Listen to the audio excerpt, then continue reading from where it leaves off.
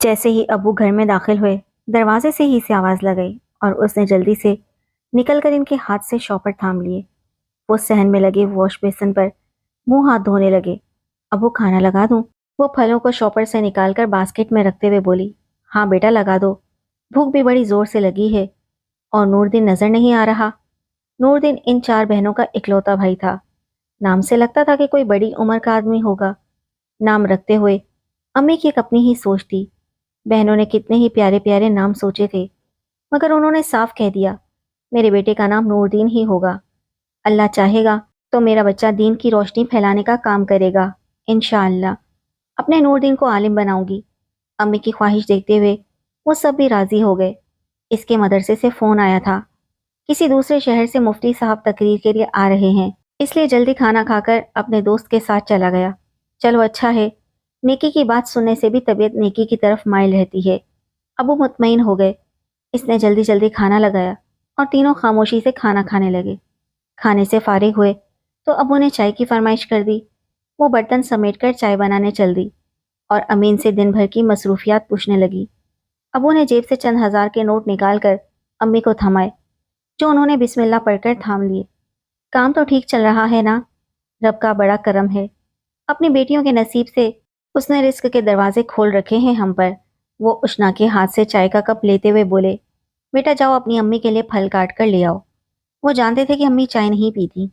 وہ جلدی سے پھل کاٹنے کے لیے اٹھی تو امی نے ہاتھ کے اشارے سے منع کر دیا، ابھی میرا جی نہیں چاہ رہا۔ ارے نیک بخت، کھا لو، بعد میں بھی تو گلا کر کھاؤ گی۔ اور یہ بات سنتے ہی امی کو پتنگے لگ گئے۔ ہاں گلا کر ہی کھاؤں گی، ساری عمر تمہاری ماں نے مجھے گلے سڑے پھل ہی دیے کھانے کو، تو اب یہ تازہ پھل میرے حلق سے کیسے اتریں گے؟ امی کا دکھڑا شروع ہو گیا اور ابو ہنستے ہوئے بولے، اب تو بخش دو ہماری مرحومہ ماں کو۔ جب تم ساس بنو گی تو دیکھوں گا کتنی اپنائیت اور چاہت کا سلوک کرو گی اپنی بہو کے ساتھ۔ ہاں زندہ رہی تو دکھاؤں گی، بیٹیوں سے بڑھ کر چاہوں گی، صرف زبانی کلامی نہیں کہہ رہی، عملاً کر کے دکھاؤں گی۔ امی سینے پر ہاتھ مار کے بولی، تمہاری ماں کی طرح کولہوں کا بیل بنا کر نہ رکھوں گی، آزادی سے جینے کا حق دوں گی۔ ابو کے ماتھے پر ہلکی سی شکنیں ابھر آئیں۔ اس سے پہلے کہ بحث طول پکڑتی، اس نے ابو کو عشاء کی اذان کی طرف متوجہ کیا اور وہ کانوں کو ہاتھ لگاتے ہوئے وضو کرنے چل دیے۔ اس کی ہنسی نکل گئی۔ ان دونوں کے درمیان ہلکی پھلکی نوک جھوک چلتی ہی رہتی تھی، مگر دونوں ایک دوسرے کا خیال بھی بہت رکھتے تھے۔ ہاں بھائی، آج کی شاپنگ نے تو بہت تھکا دیا۔ ہیرا باجی نے شاپر کارپیٹ پر پھینکے اور خود صوفے پر دراز ہو گئی۔ اشنا جلدی سے بہن کے لیے پانی لے آؤ، امی لاؤنج سے ہی پکاری اور وہ جھٹ سے پانی کا گلاس لے آئی۔ تھکی ہوئی تو میں بھی ہوں ہیرا باجی، مگر آپ تو ایسے ظاہر کر رہی ہیں جیسے اکیلی شاپنگ کر کے آئی ہیں۔ ہیرا سے چھوٹی نمرا نے شکوہ کیا، ارے میری بہن، تم تو جوان چھڑی چھانٹ ہو، ابھی سے تمہیں کیوں تھکن ستانے لگی؟ میں 4 بچوں کی ماں، بھلا مجھ میں اب تمہارے جیسی سکت کہاں؟ وہ پانی کا گلاس اشنا کی طرف بڑھاتے ہوئے بولی، نمرا کی شادی کو 3 سال ہو گئے تھے اور ابھی کوئی بچہ بھی نہ تھا۔ صحیح تو کہہ رہی ہے، سارا دن گھر کے کاموں میں نوکروں کی طرح جتی رہتی ہے۔ جوان نندے ہل کر پانی تک نہیں پیتی۔ میری پھول سی بچی کملا کر رہ گئی۔ اس کی محبت امڑ گئی اور فوراً اس کا سر دبانے لگی۔ ہیرا باجی فوراً ان کے ہاتھ اپنے ہاتھوں میں تھام لیے، گناہگار نہ کیا کریں، آپ چھوڑیے، یہ دیکھیں کتنے خوبصورت سوٹ خریدے ہیں اشنا کے سسرال والوں کے لیے۔ وہ ایک ایک کر کے سوٹ نکال کر دکھانے لگی۔ وہ بھی اشتیاق سے دیکھنے لگی۔ سوٹ واقعی بہت خوبصورت تھے۔ یہ دیکھیں ساس کا جوڑا کتنا پیارا ہے، کیسی نفیس امبرائڈری ہوئی ہے۔ نمرا نے ایک سوٹ نکال کر امی کے ہاتھ میں تھمایا۔ وہ جوڑا ہاتھ میں لے کر خاموش سی ہو گئی۔ کیا بات ہے امی، سوٹ پسند نہیں آیا؟ ارے نہیں بیٹا، سوٹ سارے ہی بہت پیارے ہیں، بس اللہ کرے اس کے سسرال والوں کو پسند آ جائیں۔ انہوں نے اشنا کی طرف دیکھا۔ ارے واہ، کیوں پسند نہیں آئیں گے؟ کوئی بھی سوٹ 3-3.5 ہزار سے کم کا نہیں۔ رنگ، ڈیزائن، کڑھائی، ہر چیز منفرد ہے۔ نمرا تنگ کر بولی، چلو آج تم دونوں بہنوں نے یہ کام بھی مکمل کر دیا۔ اللہ تمہیں اپنے گھروں میں آباد اور خوش رکھے۔ اللہ میری اشنا کو بھی ڈھیر ساری خوشیاں دے۔ امی آپ دیدہ ہو گئیں، آپ خدشات کو ذہن سے جھٹک دیں، بس اللہ سے اس کے اچھے نصیب کی دعا کیا کریں۔ ماؤں کی دعائیں اللہ ضرور سنتا ہے۔ ہیرا باجی نے ان کو تسلی دی۔ اشنا چلو اٹھو، جلدی سے کھانا لگاؤ، قسم سے پیٹ میں چوہوں کی زبردست ریس شروع ہو چکی ہے۔ نمرا نے اشنا کو ہاتھ پکڑ کر اٹھایا اور دونوں بہنیں کھانا لگانے چل دیں۔ شادی کی ڈیٹ فکس ہوتے ہی تیاریاں بھی عروج پر پہنچ گئیں۔ تینوں بہنیں خوب دل سے اپنی سب سے چھوٹی لاڈلی بہن کی شادی کی تیاری کر رہی تھیں۔ وہ تھی ہی ایسی، ہر ایک کا خیال رکھنے والی، ہمدرد، پرخلوص۔ بھانجوں بھانجیوں میں تو ان کی جان تھی۔ کوئی بھی بہن مائکے آ جاتی، خوب خدمت کرتی، ان کے بچے سنبھالتی اور وہ اسے دعائیں دیتی نہ تھکتی۔ بہنوں کی بھی خوب دل سے عزت کرتی اور وہ تینوں بھی اس سے بہت خوش تھی۔ امی بار بار اسے اپنے ساتھ لپٹاتی، نصیحت کرتی، صبر و شکر کے ساتھ سسرال میں رہنے کی تلقین کرتی اور وہ چپ چاپ ان کی باتیں سنتی رہتی۔ ماں باپ سے جدائی کا خیال اس کی آنکھوں کو پانیوں سے بھر دیتا اور چھوٹا بھائی نور دین، وہ تو باقاعدہ اس کے گلے لگ کر رونا شروع کر دیتا۔ اشنا آپی، میرا آپ کے بغیر دل کیسے لگے گا؟ میرے کپڑے کون پریس کرے گا؟ اور میرے دوستوں کو اتنے مزے مزے کے کھانے بنا کر کون کھلائے گا؟ ایسی باتیں سن کر وہ اداس ہو جاتی۔ تمہاری پڑھائی مکمل ہونے میں صرف 2 سال باقی رہ گئے، ماشاءاللہ پھر تو تم عالم دین بن جاؤ گے۔ اسی طرح ہنستے گاتے آنسو بہاتے وہ دن بھی آ گیا جب باپ کے گھر کی دلہیر پار کر کے اپنے مجازی خدا کے گھر کو رونق بخشی تھی۔ باپ کے کندھے بیٹی کی جدائی پر جھک گئے، چہرے پر صدیوں کی تھکن اتر آئی، جیسے آج چوتھی بیٹی بھی ودا کر کے اپنا سب کچھ ہار دیا ہو۔ نفع نقصان کی پرواہ کیے بغیر کل جمع پونجی لٹا دی۔ بھائی کی آنکھوں میں موتی چمکنے لگے، بہنوں کے ہاتھ اور ماں کے کانپتے لب مسلسل اس کی خوشیوں کے لیے دعا کر رہے تھے، اور وہ روتے سسکتے ماں باپ کو چھوڑ کر بہتے آنسوؤں کے ساتھ اپنے اصل گھر کی طرف روانہ ہو گئی۔ وہ بیاہ کر فیصل آباد جا رہی تھی، جو اس کے شہر سے 4 گھنٹے کی مسافت پر تھا۔ ارے بھائی فائزہ، اسے کسی طرح چپ کراؤ، مجھے تو خفقان ہونے لگا ہے۔ اللہ معاف کرے، ماں باپ ایسے بلک رہے تھے جیسے پہلی بار کسی بیٹی کو رخصت کیا ہو۔ انہیں تو خوش ہونا چاہیے تھا کہ اپنے چاروں فرضوں سے فارغ ہو گئے۔ بھائی ایک طرف اشکوں کی برسات لیے کھڑا ہے تو بہنوں کی آنکھوں سے ساون کی جھڑی لگی ہوئی ہے، تو یہ لگتا تھا کہ آنسوں کا سیلاب امنڈ آیا ہو۔ قدرے ناگواری سے بولتی ساس نے ایسے اپنے خیالات کا اظہار کیا تو اس کی ہچکیوں کو بریک لگ گئے اور باقی کا سفر خاموشی سے گزارنے پر مجبور ہو گئی۔ مگر اب آنسو اس کے دامن پر نہیں، اس کے دل پر گر رہے تھے۔ شادی کے 1 ماہ بعد ہی اسے اچھی طرح اندازہ ہو گیا تھا کہ ماؤں کے تجربات کچھ غلط نہیں ہوتے۔ واقعی سسرال میں ہر لمحہ کانپتے ہوئے ہی گزر جاتا ہے کہ خدا جانے کب کسی بات پر قہر نازل ہو جائے۔ اس کی سسرال والوں نے منگنی کے عرصے کے دوران جو شرافت و محبت کا لبادہ اوڑھ رکھا تھا، ایک دم میں اتار کے دریا برد کر دیا۔ لگتا ہی نہیں تھا کہ یہ وہی ساس نندیں ہیں جو وارے صدقے ہوتی تھیں۔ ان کے منہ سے باتیں کرتے پھول جھڑتے تھے اور وہ ان کی مومنہ صورتیں دیکھ کر دل سے ہر خدشے کو جھٹک دیتی تھی، اور تصور میں ایک مشفق ماں پیال لٹاتی نندے دیکھتی اور اپنی خوش بختی پر نازاں ہوتی۔ مگر یہاں تو الٹی گنگا بہہ رہی تھی۔ وہ کہتے ہیں نا، ہاتھی کے دانت دکھانے کے اور کھانے کے اور۔ ان کے اس دوغلے پن اور منافقانہ رویے پر اس کا دل کڑ کے رہ جاتا۔ صبح سے شام تک کاموں میں ایسی غرق ہوتی کہ اپنا ہوش ہی نہ ہوتا۔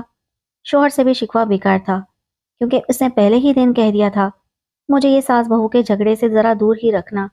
امی اور بہنوں کے فون آتے تو جلدی سے بات کر کے بند کر دیتی۔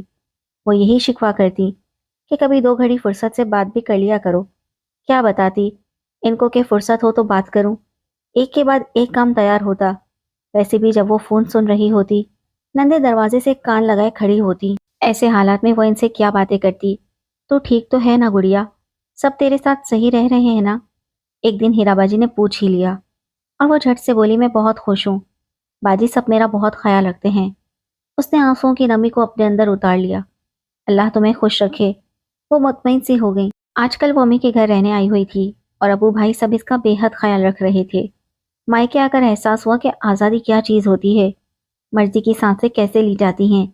بہنیں ایک شہر میں ہونے کی وجہ سے روز ملنے آ جاتی اور گھر میں خوب رونق ہو جاتی۔ سچ بتانا اشنا، سب کا رویہ تیرے ساتھ ٹھیک تو ہے؟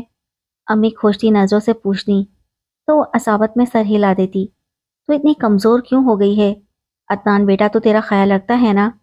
انہوں نے پھر سے سوال داغا۔ سب بہت اچھے ہیں، عدنان بھی میرا خیال رکھتے ہیں، بس آپ کی دوری مجھ سے برداشت نہیں ہوتی۔ اس نے ان کے ہاتھ پکڑ لیے اور امی نے فوراً اس کا ماتھا چوم لیا۔ صبح سے اس کی طبیعت عجیب ہو رہی تھی اور سر بھی چکرا رہا تھا۔ امی نے جب اس کی یہ کیفیت دیکھی تو فوراً ہیرا باجی کو فون کر کے بلا لیا اور ان کے ساتھ ڈاکٹر کی طرف روانہ کیا۔ وہیں ڈاکٹر کی زبانی یہ خوشخبری سننے کو ملی کہ وہ ماں کے رتبے پر فائز ہونے والی ہے۔ شادی کے بعد جس خبر نے پہلی بار اس کی لبوں پر مسکراہٹ کے پھول بکھیرے تھے وہ یہی خبر تھی۔ ماں بننا عورت کی اولین خواہش بھی ہوتی ہے اور خوش نصیبی بھی۔ چند دن امی کے گھر رہنے کے بعد وہ عدنان کے ہمراہ اپنے گھر آ گئی۔ ماں نے بے تحاشا چیزیں اور دعائیں دے کر رخصت کیا تھا۔ شوہر کو جب یہ خبر سنائی تو اچھا کہہ کر خاموش ہو گئے۔ نہ خوشی اور نہ ہی کوئی خوش آئندہ بات۔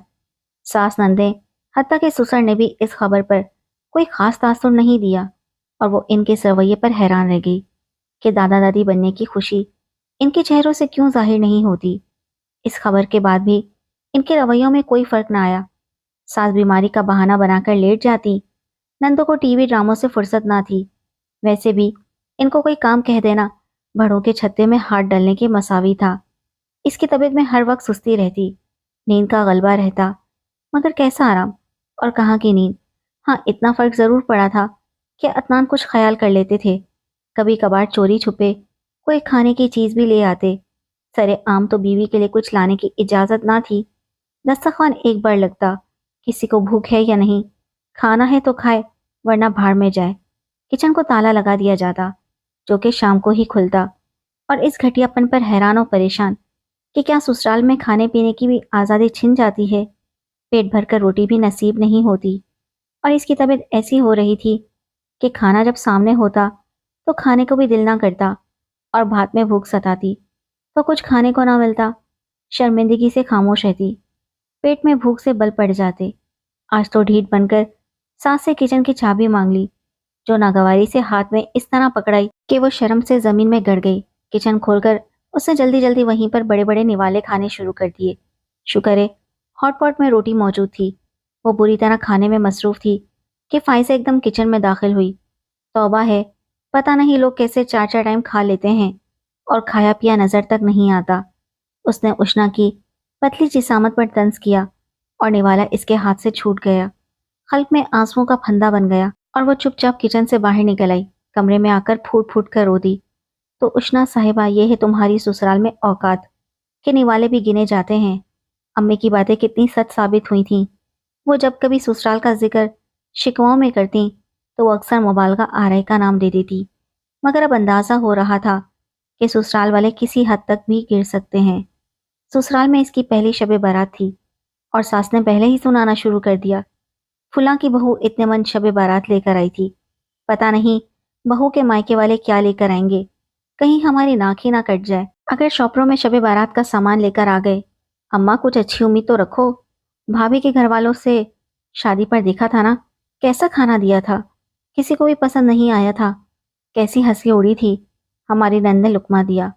وہ چپ چاپ کچن میں کام کرتی رہی اور ان کی باتیں سن کر جلتی رہی۔ ایسی ہی سماعتوں کو چھید دینے والی باتیں کانوں سے ٹکراتی رہتی اور وہ ضبط کی تصویر بنی کاموں میں الجھی رہتی۔ ابو نے شادی میں کوئی کسر اٹھا نہ رکھی تھی، بہت شاندار انتظام کیا گیا تھا، کئی ڈشز بنوائی گئی تھیں اور کھانا بھی بہت لذیذ تھا۔ ہر ایک نے تعریف کی تھی۔ دیکھنے والوں نے یہی کہا، لگتا نہیں ہے آصف کی چوتھی بیٹی کی شادی ہے، یوں لگ رہا ہے پہلی بیٹی بھی آ رہا ہے۔ جہیز میں کون سی ایسی چیز تھی جو اسے نہ دی گئی ہو؟ اعلیٰ سے اعلیٰ چیزیں تھیں، مگر اس میں بھی کیڑے نکالے جاتے، چیزوں کو حقارت سے دیکھا جاتا۔ اماں صوفہ دیکھنا ذرا، کیا دھان پان سا ہے، اسے تو اٹھا کے سائڈ پر رکھوا دو، ذرا سا کوئی صحت مند بیٹھا اور یہ تڑاک سے ٹوٹا، کہیں بے عزتی ہی نہ ہو جائے۔ چھوٹی نند صوفے پر بیٹھ کر جھانچتی ہوئی بولی اور وہ دل محسوس کر رہ گئی۔ وقت تیزی سے گزر رہا تھا۔ ماں کی نصیحتیں جو گرہ میں باندھی تھیں، چاہتے ہوئے بھی نہ کھول پائی۔ وہ ماں کو شرمندہ نہیں کروانا چاہتی تھی۔ اس کی تربیت پر حرف آئے وہ یہ کسی طور پر گوارا نہیں کر سکتی تھی۔ ہر ظلم، زیادتی چپ چاپ برداشت کرتی چلی گئی۔ 7واں مہینہ شروع ہوتے ہی ایک نیا شوشہ ساس نے چھوڑ دیا۔ بہو، میکے والوں کو خبر کر دو کہ ہم گود بھرائی کی رسمیں کر رہے ہیں۔ مگر امی، یہ تو ہندوانہ رسم ہے، اب کون یہ رسمیں کرتا ہے، اور اچھا بھی نہیں لگتا۔ وہ ڈرتے ڈرتے بولی، ارے واہ، کیوں اچھا نہیں لگتا؟ میرے بچے کی پہلی خوشی ہے، میں تو ضرور کروں گی، اور ہاں میں بتا دوں گی کہ رسم میں کیا کچھ لے کر آتے ہیں۔ میں کہہ دیتی ہوں، اماں سے کہہ دینا کسی چیز کی کوئی کمی نہ ہو، سارے رشتہ دار اکٹھے ہوں گے، میری سبکی نہ کروا دینا، 1.25 من مٹھائی سے کم بات نہیں چلے گی۔ ساس سسر کے جوڑے، شوہر کا سوٹ، جوتوں جراب سمیت، اور پتہ نہیں وہ کیا کیا فہرست بنا رہی تھی۔ وہ چکرا کر رہ گئی۔ میرے اللہ، میرا باپ کیا اسی طرح لگتا رہے گا؟ بوڑھے و ناتواں کندھے بیٹیوں کے سسرال والوں کی فرمائشیں پوری کرتے اب تو جھک سے گئے تھے۔ شوہر سے جب اس کا ذکر کیا تو انہوں نے یہ کہہ کر کنارہ کشی اختیار کر لی، بھائی مجھے تو تم ان معاملات میں نہ گھسیٹو، یہ تم عورتوں کا معاملہ ہے، اماں جو بہتر سمجھتی ہیں وہی کریں گی۔ اور وہ ان کی بات سن کر سر تھام کر رہ گئی۔ گود بھرائی کی رسم پر اسے اپنی امی کے ساتھ بھیج دیا گیا اور وہ دل میں شکر ادا کرنے لگی کہ جسمانی و ذہنی اذیت اٹھاتے اب وہ تھک چکی تھی۔ اگر کچھ دن اور یہاں رہتی تو دماغ کی رگیں پھٹ جاتی۔ امی صبح شام اس کے کھانے پینے اور آرام کا خیال رکھتی۔ ابو نے اس کی شادی کے بعد ایک مستقل ملازمہ رکھ لی تھی تاکہ امی کو کام کرنے میں کسی قسم کی دشواری نہ ہو۔ اپنا گھر اسے جنت کا ایک ٹکڑا لگتا، جہاں ممتا لٹاتی ماں، محبت سے لبریز باپ کا کشادہ سینہ اور بہن بھائی کی چاہتیں، یہاں کر وہ اپنے آپ کو ایک زندہ وجود محسوس کرنے لگی۔ میرا بچہ، میری خوشیوں کا محور، یقیناً اس کے آنے سے میرے سارے غم و کلفتیں راحتوں میں بدل جائیں گی۔ امی نے اس کے بچوں کے لیے ڈھیر چیزیں خریدنے شروع کر دیں اور وہ خواہ شرمندگی محسوس کرتی رہتی کہ آخر یہ کب تک دینے کا سلسلہ چلتا رہے گا۔ عدنان کا اکثر فون آ جاتا، اس کی خیریت دریافت کرتے اور وہ اسی میں خوش ہو جاتی۔ کل رات سے اسے بخار ہو رہا تھا، طبیعت بھی عجیب سی ہو رہی تھی۔ اس کی حالت کے پیش نظر ہیراوجی سے ڈاکٹر کے پاس لے گئیں، جہاں انہوں نے چیک اپ کے بعد فوراً ایڈمٹ کر لیا، کیونکہ اس کی کنڈیشن کچھ ایسی پیچیدہ ہو رہی تھی کہ انہوں نے فوری آپریشن کی تیاری شروع کر دی۔ اس کے سسرال والوں کو مطلع کر دیا گیا۔ ابو صدقہ و خیرات کرنے میں مصروف ہو گئے، امی کے وظیفے شروع ہو گئے اور بہنیں اشنا کو تسلی دینے لگیں اور وہ وسوسے لیے آپریشن تھیٹر میں داخل ہو گئی۔ اسے اپنے آس پاس ڈھیروں لوگوں کی موجودگی کا احساس ہو رہا تھا۔ کچھ عجیب سا شور شرابہ تھا۔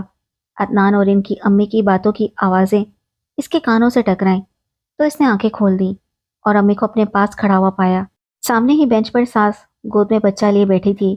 اسے آنکھیں کھولتا دیکھ کر عدنان بھی اس کے پاس چلے آئے۔ میں کہاں ہوں؟ امی، بیٹا تم ہاسپٹل میں ہو، میرے رب نے تمہیں چاند سی بیٹی عطا کی ہے۔ امی نے اس کا ماتھا چوم لیا اور عدنان بھی اس کا ہاتھ پکڑ کر مسکرا دیے، مگر اس کے ہونٹ بیٹی کا لفظ سن کر خشک ہو گئے۔ پورے جسم پر ایک کپکپی سی طاری ہو گئی۔ بیٹی؟ بیٹی؟ میری بیٹی ہوئی ہے؟ مگر مجھے تو بیٹی نہیں چاہیے تھی، میں بیٹی کی ماں کیوں بنی؟ شکوہ اس کے لبوں پہ مچلا۔ کیسی باتیں کر رہی ہو بیٹی؟ تو خدا کی طرف سے تحفہ ہے، رحمت آئی ہے تمہارے گھر۔ میں امی قدرے برہم ہوئی۔ ہاں میں جانتی ہوں کہ میری جھولی میری اللہ نے رحمت سے بھر دی ہے، مگر عدنان، ہم بیٹی کو پال پوس کر اچھی تربیت و تمام خواہشات پوری کر کے جب اسے اپنے گھر سے رخصت کریں گے تو ہم کیسے اس کی جدائی کا صدمہ برداشت کریں گے؟ اللہ نہ کرے اگر میری بیٹی بھی میرے جیسا نصیب لے کر پیدا ہوئی تو اس کے دکھوں کی اذیت تو ہمارا دل چیر دے گی۔ اسے شکم سیری بھی نصیب نہ ہوئی تو نوالے تو ہمارے حلق میں ہی اٹک جائیں گے۔ تم اپنی بیٹی کو دنیا کی ہر نعمت دے کر بھیجو گے اور اس کے سسرال والے پھر بھی اسے چین سے نہ جینے دیں تو تم کو کیسے سکون کی نیند سو سکو گے؟ وہ ہذیانی انداز میں عدنان کا گریبان پکڑ کر چیختے ہوئے بولتی جا رہی تھی۔ عدنان نے ندامت سے گردن جھکا لی تھی اور ساس اسے نظریں چرا کر بچی کو پیار کرنے لگی۔ امی اس کے دکھوں سے باخبر ہو کر سسکیاں لے رہی تھیں اور اشنا کی آنکھوں سے تواتر سے بہتے اشک تکیے میں جذب ہوتے جا رہے تھے۔ آج اسے احساس ہوا کہ بیٹیوں کی مائیں بیٹی کی پیدائش پر کیوں بت سے جاتی ہیں، اور دل میں کہیں یہ خواہش ضرور سر پٹک رہی ہوتی ہے کہ کاش میں بیٹے کی ماں بنتی، اے کہ کاش۔